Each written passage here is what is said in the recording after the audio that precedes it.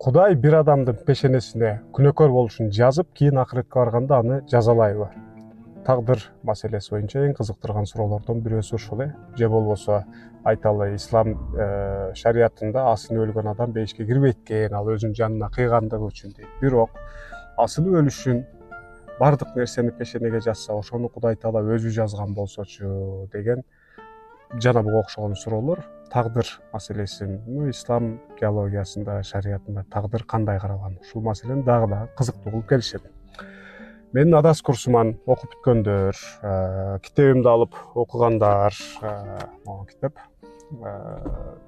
Биз Бишкекте бир жолугалы, Ошто бир жолугалы, офлайн жүзмө жүз бир көрүшүп, суроо беришип отуруп, сиз ушул теманы бир презентация кылып берсеңиз деп суранышкандан мен макул болдум.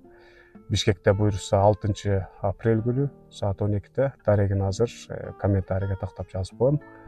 Ошто болсо буюрса жаңылбасам 13 апрелге коюлду, ал дагы саат 12. Кирүү акылуу, акы төлөп кирип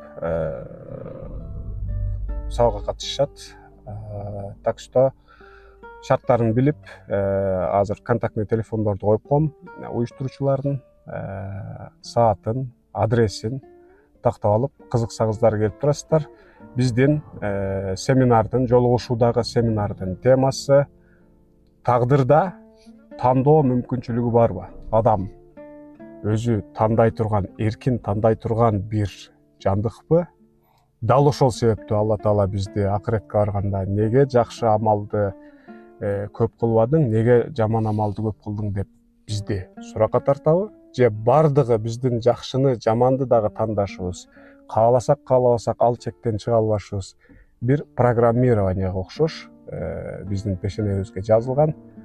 Ошону эле өтөп болобуз. Анан акыретке барганда дагы бир жолу суракка тартылабызбы?